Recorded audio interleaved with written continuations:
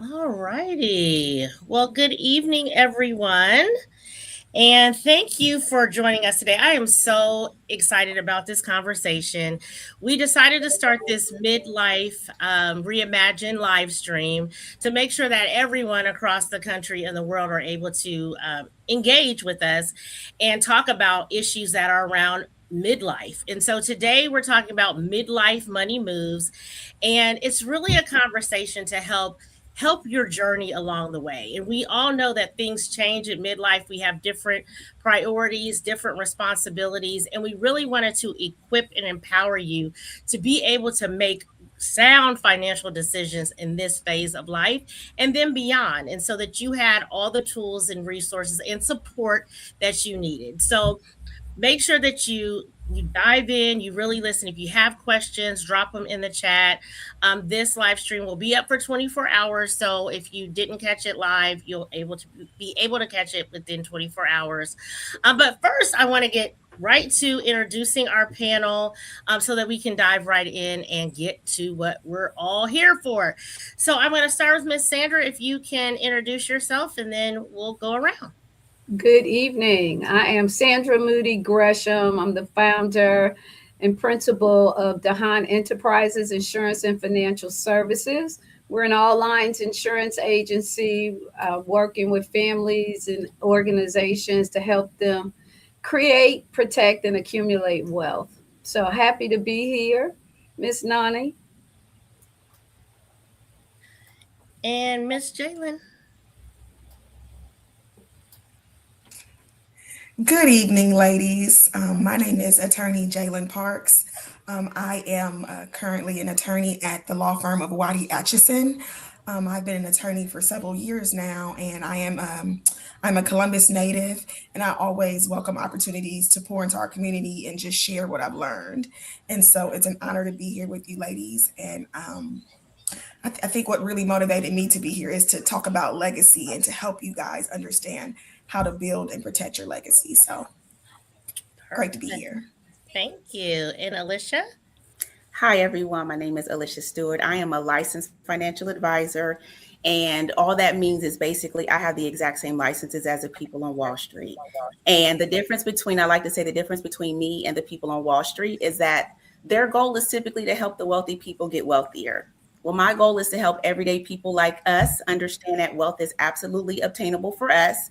The goal is just understanding what your definition of wealth is so we can put that plan into place to ensure that you get here or get there. So looking forward to talking with everyone and yeah, excited to be here. Thank you. Last but not least, Miss Terry. Hi, I'm Terry Austin. I'm the founder of Modern Divorce Solutions, and I'm a certified divorce financial analyst. For about the last 8 years, I've helped people navigate divorce with less chaos and less conflict, and hopefully a little more money left in their pockets when it's over. I'm excited to join this conversation. Regarding midlife money moves because it's exactly where so many women find themselves, just trying to make smart financial decisions while juggling this reinvention of themselves or relationships and their retirement concerns and divorce. So if I can take finances and make them feel a little less painful, then I consider that a win.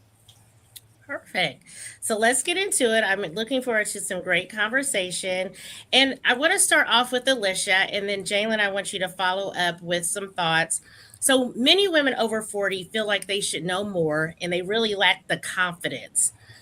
So, how can women rebuild financial confidence and take control without feeling shame or overwhelm?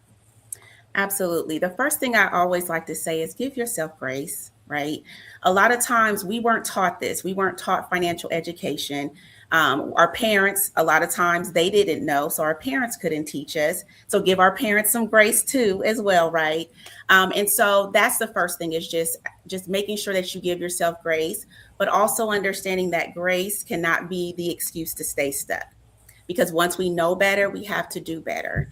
And confidence is going to come. It's not going to be something that you're going to figure out overnight, but it's taking one empowered step at a time and understanding that knowledge is alone isn't power, but applied knowledge is power. So it's like once we know, we need to then take the steps to move forward and not keep ourselves stuck in that shame mindset, but saying, okay, now that I know better, now it's time to do better. I love that. And Jalyn, any thoughts? For sure. I think what Alisha said is perfect. And I think that to add to that, one thing that we definitely should consider is that confidence grows with clarity, right? Clarity about your numbers, clarity about where you are financially. And I find that a lot of folks just don't want to have that conversation, right? Because it's stressful and it doesn't necessarily doesn't it sometimes shows that you're not where you want to be, right? It can create an insecurity. However, I think that with that education and getting clear on your numbers, you can begin to gain that confidence. And how do you get clear on your numbers? How do you get educated? You tap into different experts in different areas. And even if you don't have an expert to that you have on speed dial, right? With the internet, we have so many resources. Find a podcast, ask ChatGPT, perhaps follow financial advisors or estate planning lawyers or licensed insurance agents on social media platforms, and try to really educate yourself so that that confidence can start to really become second nature for you. By the same token, know your numbers, right? Whether it's debt, whether it's insurance, how much insurance you have, how much money are you bringing in, how much is going out the door. As you start to see the numbers, you can really get clear on what it is that where you are and where you want to go. That's great information. Thank you, ladies. Let's continue to build on that. Terry, the next question is for you. So many women experience financial disruption in midlife, whether it's divorce, it's career transitions, it's caregiving, or loss. What are the first three financial moves a woman should make to stabilize and rebuild? Oh gosh, it's hard to come up with just three, but um, to stabilize and rebuild after the process is over is to going back to what Jalyn said, is to know your numbers. So many people come into divorce not really knowing what they hope to end up with, or having any idea of what the assets of their marital estate are. And so once you go through this process, you can't just come out at the end and take whatever's given to you and then hope for the best. You have to develop your team and build your village and your support system. And that includes, getting with the right advisors and people who are going to help you make decisions going forward, because a lot of women don't want to dig in and get into the weeds and learn all this stuff. So you need to have people that you trust on your side and on your team. So I would say, one of the biggest things you should do is just make sure that you enlist the help of professionals to help you figure out cash flow, retirement needs, and how to do all these things with dignity going forward. I love that. Thank you, Terry. And ladies, if you're listening and I see some comments out there, if you have questions, please drop them in the chat and we will do our best to answer them. So let's continue to build on that mindset, Sandra. What beliefs around money do most women over 40 hold on to that hold them back? And what mindset shift? Because we've talked about shifting the mindset and getting clear and knowing better and doing better. What mind shift is required to move from uncertainty into confidence and ownership? Yeah. Well, one of the beliefs that hold women back is really thinking they don't have enough money to invest or prepare, right? And oftentimes, as has been shared, is understanding where you are today and working with those professionals to help you create the path to where you want to go, right? And that's it. Often we delay working with a professional, right? We think we don't need to, or we think we just use the internet and figure out the strategy. But thinking you don't have enough resources to invest or to save And often it's just having another set of eyes, with some professional eyes, help you guide you through the process to be better. But the mindset is really understanding or desiring to be better, right? I need to be better. I want to be better. And then understanding what your goals are. I think sometimes people get kind of stuck where they truly don't know what they want. It's like, I want a comfortable retirement, but what does that mean in dollars? What does that mean in lifestyle? What you have to, how do you maintain your health as we age? And what if I live till 90, right? Am I prepared for that? So it's understanding what our goals are. And then as the ladies have said, I think working with a professional will help get you there faster, right? And just ignore the lack of fear, right? Women do so many things, and we will do those things with not having all the knowledge or having all the I's dotted or T's crossed. We just move. But in that process, right, it is connecting with those professionals that can guide you down the path to get you there. And just have the courage one step in front of the other. Absolutely. Courage is key and mindset is key as well. Now we're going to dig into the thick of things now that I have all the subject matter experts. We just talked about asking the professionals and they are here. So I'm going to start with Jalyn in estate planning. So estate planning often feels overwhelming. When we hear that word, a lot of people are like, wait a minute, these are for like millionaires. That may not apply to me. And they sometimes want to put it off. So what does a complete estate plan include for women in midlife especially? And what are the biggest mistakes that you see?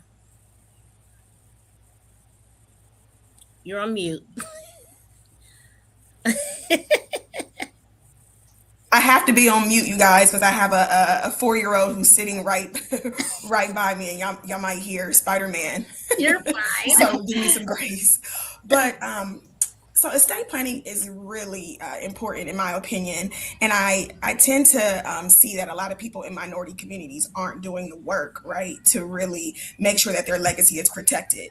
I like to tell people that estate planning is one of the greatest forms of self-care and family care that we can give. What as women in our 40s and up in our midlives, I feel like we are typically like the glue for our families, and a lot of times we put ourselves last, right? We want to take care of everybody else, and we aren't necessarily doing the work to protect ourselves. And so I really, really try to enforce or really try to relay the importance of getting this done. Now, to the core of what Noni asks, what is a complete estate plan? There are several aspects of it, right? There's a will, and a will is a document that essentially sets forth your assets and names guardians for your children, names a responsible party for carrying out your wishes. But it doesn't stop there, right? A will kind of it gives bequests, it gives directions on what to do with your assets. It answers the question, what happens to everything that I worked for, right? Now, after a will, you would have a power of attorney. Everybody should have power of attorney documents. And many people think that estate planning is only about what happens after death, but incapacity planning is also just as important. So who can pay your bills or speak to doctors if you're temporarily unable to do so? So you can have a financial power of attorney that allows someone someone that you trust to handle finances if you become incapacitated. And then you have a healthcare power of attorney, and that allows someone to make medical decisions if you cannot. All right. And then next, there would be a living will. It's often called a advance directive. And that really outlines end of life wishes, and it removes the framework from having your loved ones in emotional moments having to make decisions that of what should be done in the event that they have to make that type of a life ending decision. And honestly, I think that a lot of people gloss over this living will concept, but it's actually one of the greatest gifts that you can give your family because it really prevents them from having to make the painful decisions without your prior guidance. And what else? So beneficiary designations. I'm sure Miss Sandra could talk a little bit more about this, but for life insurance, for retirement accounts, for bank accounts, payable on death accounts.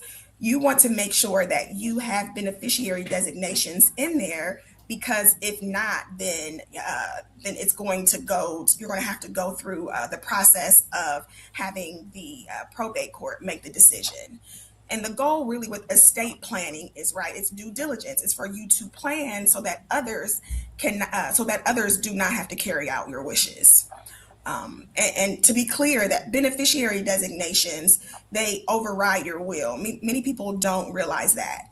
And so if you have designations already in place for life insurance, for your retirement accounts, that means that there can't be like an automatic bequest or asset movement to another party, because the beneficiary designations oftentimes override the will.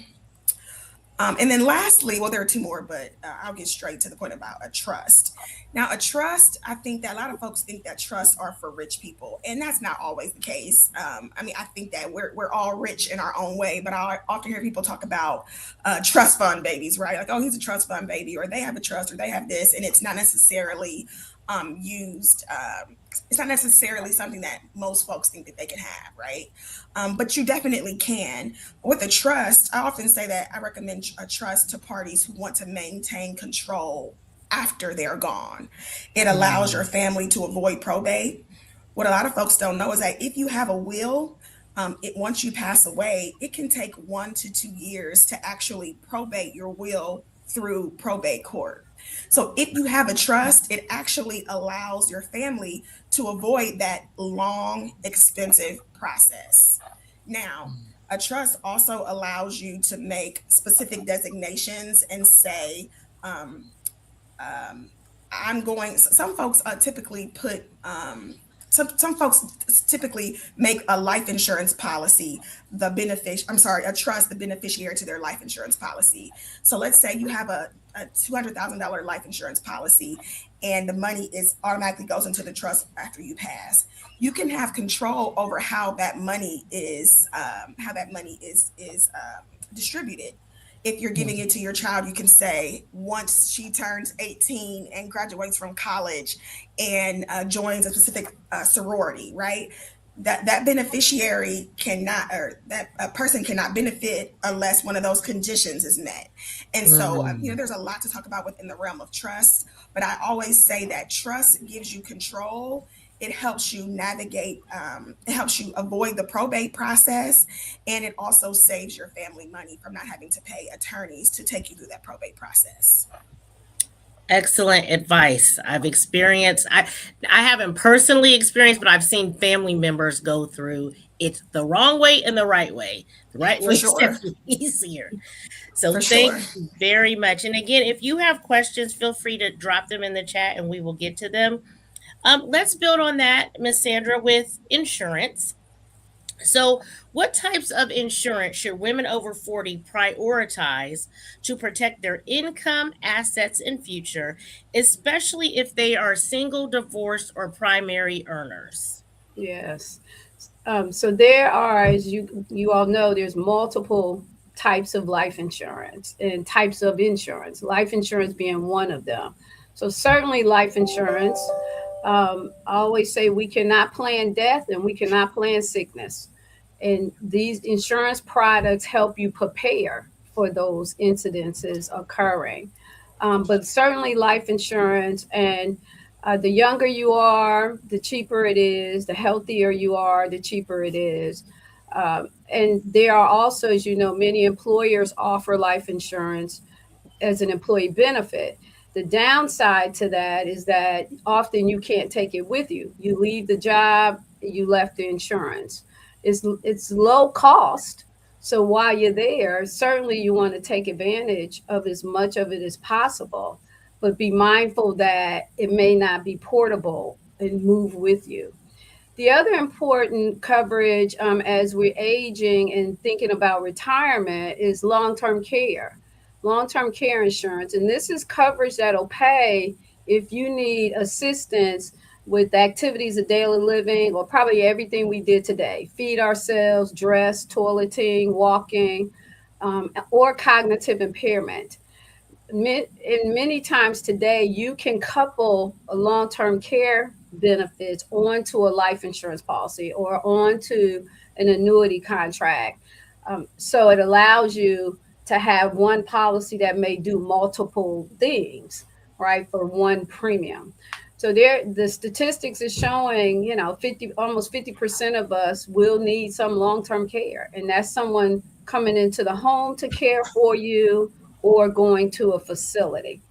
And like all kinds of insurance, you cannot buy it when you need it, right? You cannot buy it when somebody now needs assistance. You Right. have to be strategic and have these things in place, prior to the need occurring.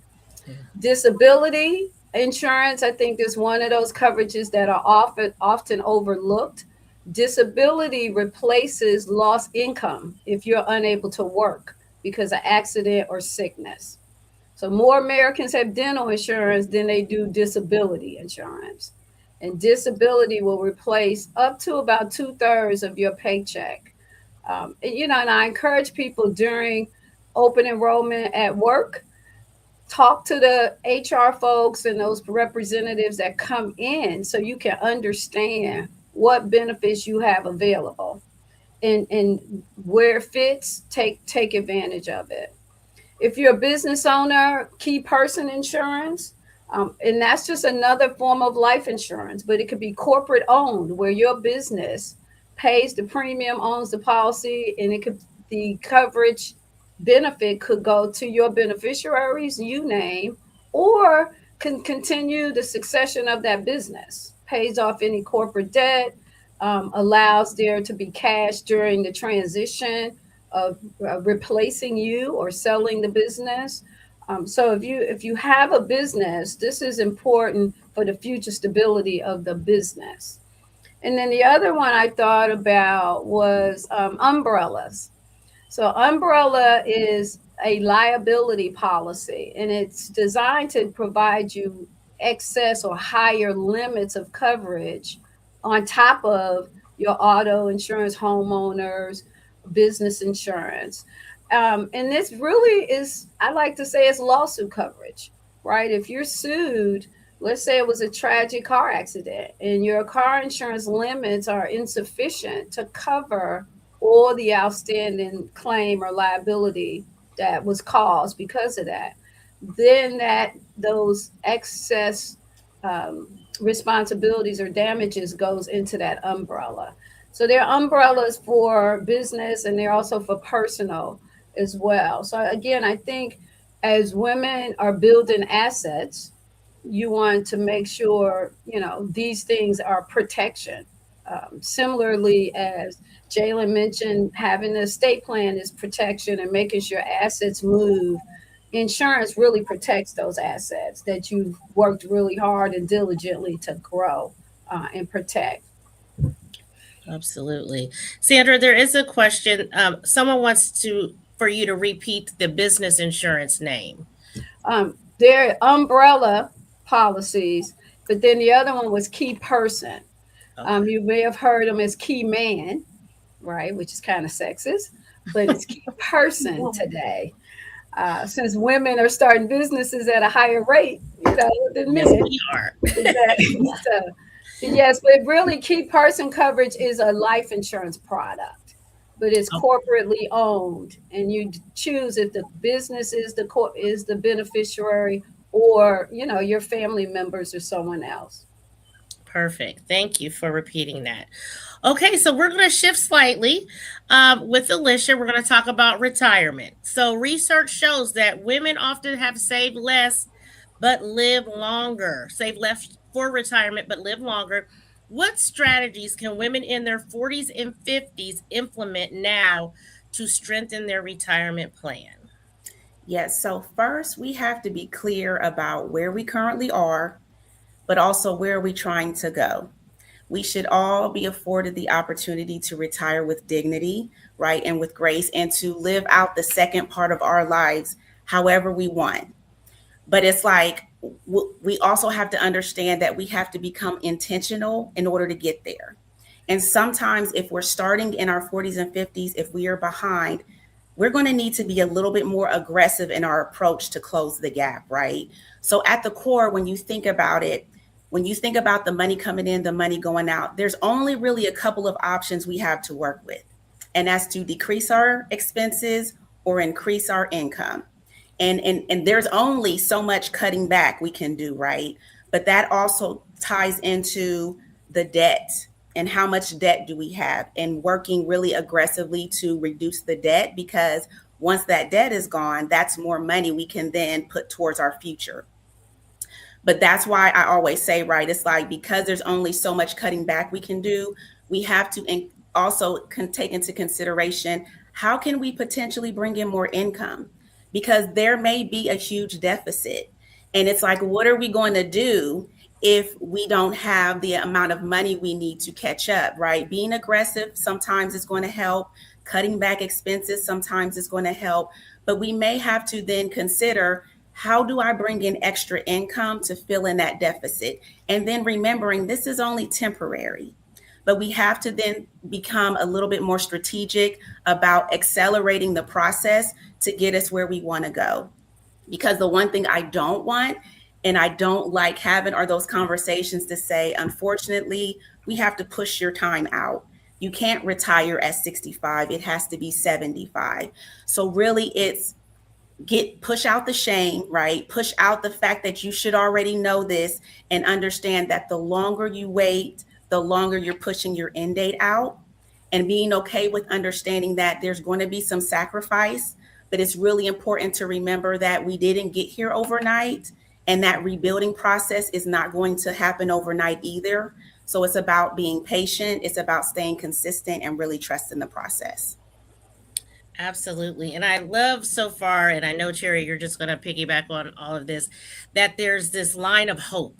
So I'm so grateful that you all are really emphasizing, here's the facts, here's where you need to be, but there is hope. So I really want to convey to people, and a lot of people feel like if they're starting late, there's no hope, and they're just work until they die, and they'll never have any, won't be able to enjoy the fruits of their labor. So I really appreciate that from all of you. So, Terry, let's move into major transitions and how that impacts our finances. So, for women navigating divorce or separation or any type of financial loss transition, what financial decisions have the greatest long term impact, and what should they avoid doing emotionally or impulsively? Oh, a wonderful loaded question. So, with regard to divorce, I think the financial decision that tends to have the greatest long term impact is understanding the true cost of keeping the house. People, that's always the big question. I want to keep the house. Can I afford to keep the house? What am I giving up to keep the house? And understanding that keeping the house isn't just making the house payment. Things can go wrong. You can need a new roof. And, what are you going to do if your windows go bad or your hot water tank blows up? Are you going to have the money available to take care of that? Or, and so many people have their image tied to living in a certain place or keeping that house. But there's no shame in making a better decision and saying, you know what, I would rather go along with selling the house or being bought out of the house and spend my money renting for a while and letting somebody else take care of all those extra expenses. At least I know exactly what's going out every month, and I'm not going to be hit with these surprises. Another factor that has a long-term impact is making smart choices around the retirement assets and the support. In my own situation, my mom, when she got divorced many 40 some years ago, she just had in her head, I want the house, you keep the retirement. She told my dad. Well, that turned out not to be a great decision for her, because when the time came, and times got tight, and she was a realtor and the real estate market wasn't doing well in West Virginia where we lived, she couldn't buy groceries with that paid off house that she had. And my dad's retirement, or half of it, would have come in really handy for her. So she made a decision without having all the facts and without having somebody lay it out and say, if you do this, this is what your future is going to look like. This is what your cash flow is going to look like. And this isn't the best idea. So on top of that, creating a realistic post-divorce cash flow plan and understanding what that's going to be. And then to answer your question about emotional mistakes, it's women, we tend to want to just get things over with and say, I'll deal with it later. I know I can overcome this, or I just don't want to deal with this confrontation. And so we tend to just say, let's get it over with, and throw in the towel. And that is what I wish someone had said to me. I've been a financial advisor for almost 30 years now, but I only got into this divorce work about 8 years ago. So when I got divorced 15 years ago, I did exactly what I tell my clients not to do. Don't throw in the towel. You need to hang in there and make sure you get what you're entitled to. We're not about, taking somebody to the cleaners, but don't give up what you're entitled to, and just to get it over with. So the goal when I work with women and my clients is just to make sure that you don't survive this process of divorce, but that you get through it financially secure, and you stay financially secure 5, 10, and 20 years later, because the last thing you want is your kids taking care of you because you didn't make these solid decisions back when you had the chance during the divorce. Absolutely. And I love what Jalyn said, and I want everyone who's listening to really keep this in mind. Making sound financial decisions for yourself and your family, this is one of the highest forms of self-care.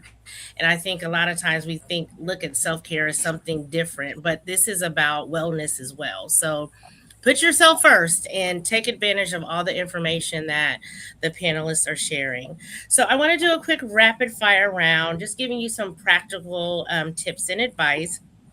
And Sandra, we'll start with you. What's one financial conversation women over 40 need to stop avoiding? I would think it is, that I'm good. The response to, will I have enough money in retirement? It's like, I hope so. Hope is not a strategy. So that's it right there. Hope is not a strategy. And neither is finding a husband. That's right. Bad strategy. Exactly. Exactly. Yes. Anyone else want to weigh in on that? On that question? I think what Sandra said is just right on. So many of us will bury our heads in the sand and just hope, and it's just, you've got to decide to dig into the numbers. And if you don't understand them, find someone who can help you, and just don't be afraid to get started. Yes.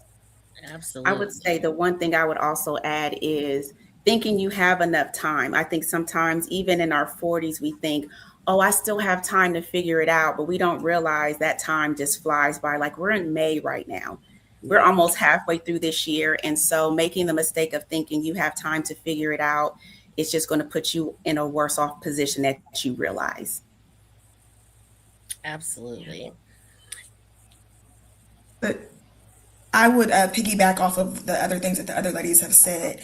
I feel like women in our 40s, we carry a lot of responsibility, not just for our households, but for generations of our families. Right? We're making decisions for our parents. We're trying to plan for retirement.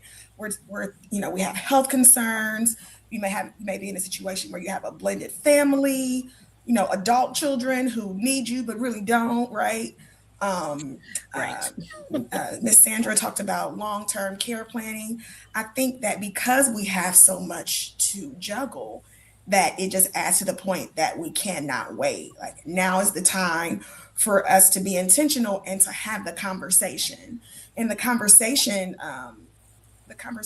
really entails you pulling in your loved ones to say, hey, this is what I want. Here are the documents. Here where they are stored. here is my plan. And I think that establishing, not waiting, but also moving with intentionality as you pull in your trusted confidence into your plan.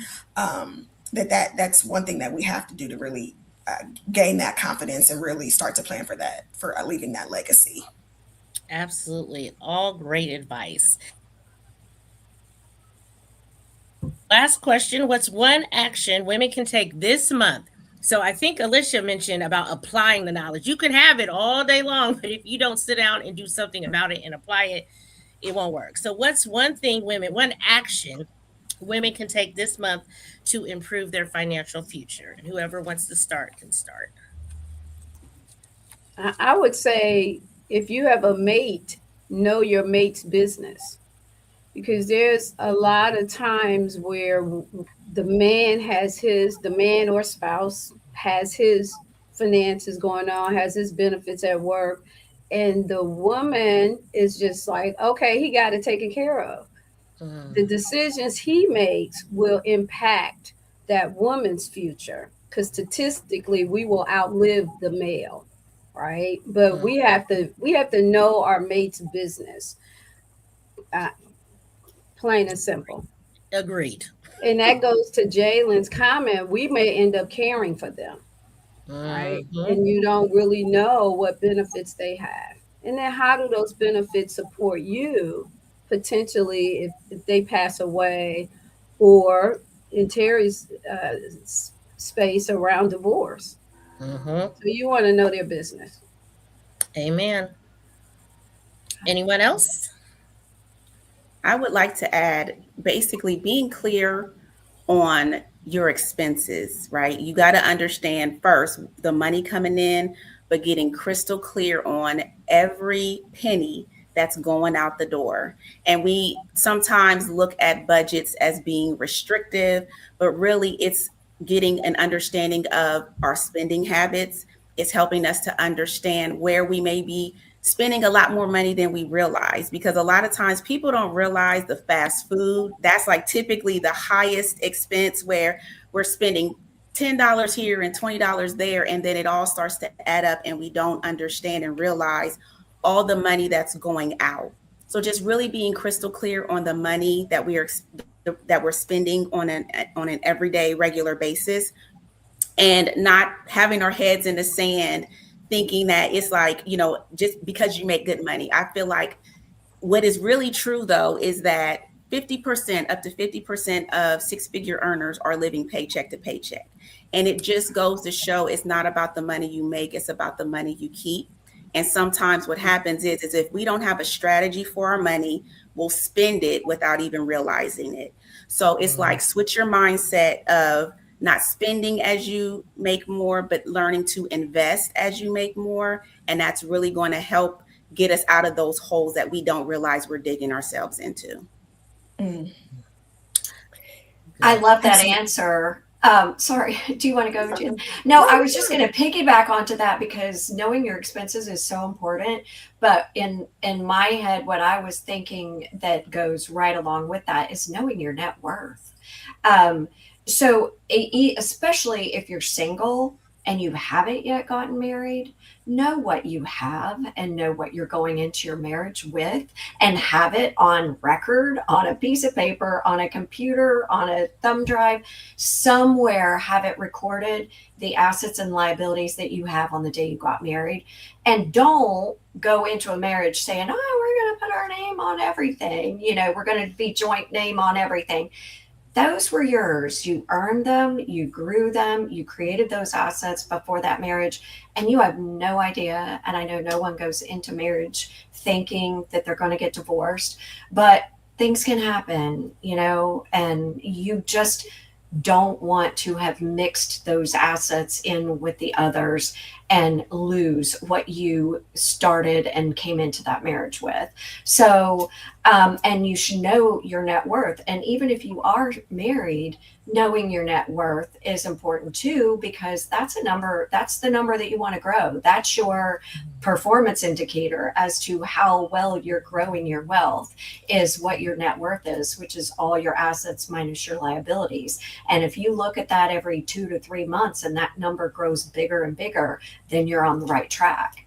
So I would say just, a lot of people don't have any idea. They don't even have their own personal balance sheet. And that's basically what you need. What are all my assets and what are all my liabilities?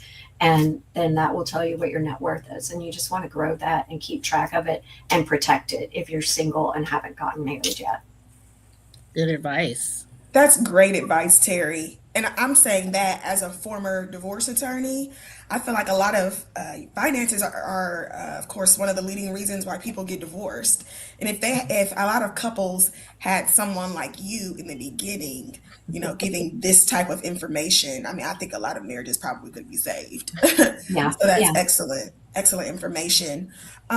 From an estate planning perspective, there are a couple of things that I think that the ladies could do today to change their financial position.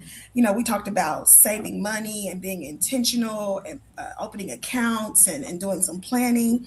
I think that from an estate planning perspective, I think that if you change or revisit your beneficiary designations, right? Because life happens, changes happen, and some folks don't even have beneficiaries listed on their retirement accounts, on their bank accounts, on their life insurance policies.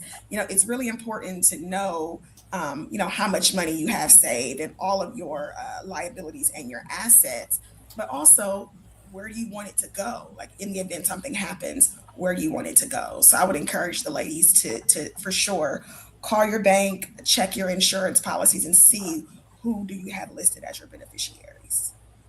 Perfect. Well, ladies, this was a great discussion. You shared a lot of valuable information. I know we have to do a part two because there's a lot of information that women need in this space. And I really like how you gave hope, information, education, and actionable steps that we can actually take and implement this month.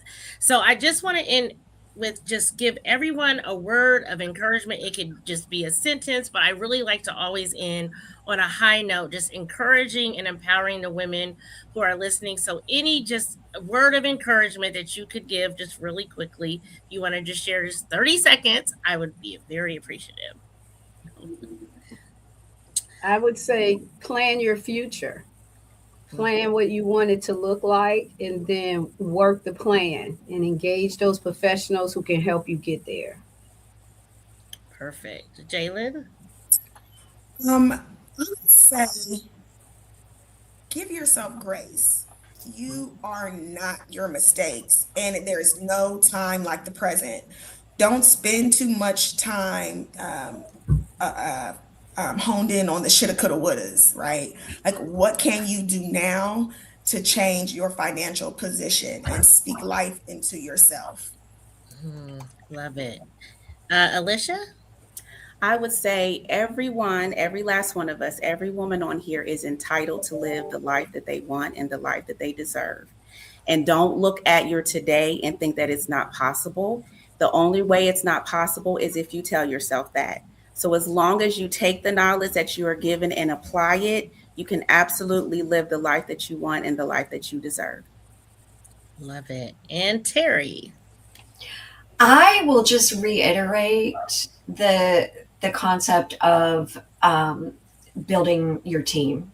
We tend as women to, like I said, sit back and think that we'll worry about this tomorrow because we've got something more important today. But we really have to look at our wealth and our well-being and our futures as sort of a business. Where are we? Where are we trying to get? And just don't be complacent in that. Take ownership of it and make sure you know what you have, where it is, and what your future is going to look like and what your goals are. Thank you. Those all great insights. I was mentally thinking of some things. I'm like, oh, I'm missing that. So it's always good to do a checkup, with your finances to make sure that you're on point. As much as you think you may be on point, there's always more that you can learn and grow from. So thank you, ladies, for joining us. If you can start by sharing how people can get a hold of you, your social handles, and all the good things so people can connect with you. Sandra, you want to start? Sure. Well, our website, dehaninsurance.com, DEHAN insurance.com. And then I'm out on LinkedIn and Facebook. Perfect. Jalyn? Yes, so I can be found on most of the social media platforms, um, especially on Instagram. That's where I'm most active. It's Jalyn the Lawyer. That's JALYN the Lawyer, all one word. And then you can also email me at JalynTheLawyer at gmail.com. And if you shoot me an email, we can definitely connect, and I would love to help you ladies get your legacy secured. Perfect. Alisha? Yes, I can also be found on basically all the social media platforms. Instagram, TikTok, Facebook, right? On Instagram, I am underscore put you first underscore. So I think Nona, you had even mentioned that. And I'm like, that's my Instagram screen name. But if you just type in my name, Alisha Stewart, you'll be able to find me. Right. And TERRIE? Yeah, so my divorce company, my financial strategy divorce company is called Modern Divorce Solutions. And I have a Facebook and Instagram under all that, and I'm dabbling in TikTok. My virtual assistant has convinced me that I should be making videos, and I'm the divorce strategist on TikTok, but my name will also find me there. So Great. And I will make sure to put all their links under this video in YouTube. So if you're listening and you are watching and you have not subscribed to our channel, please do so. And make sure you follow up with these ladies. We can only give you a certain amount of time each live stream, but we really want you to be able to connect with the people who are on our live streams after, especially if you have questions. And then if you want to actually hire them to do something that they were discussing, because we all need to be moving forward in this journey. So thank you ladies for joining us. I am so grateful that you took your time to do this, and thank you all for watching. And we'll be back with a part two. I see a lot of people like, please give me part two. So we will definitely be back, but you all enjoy the rest of your evening, and we'll be back soon. Thank you. Perfect. Thank you. Thank Bye. you. bye bye.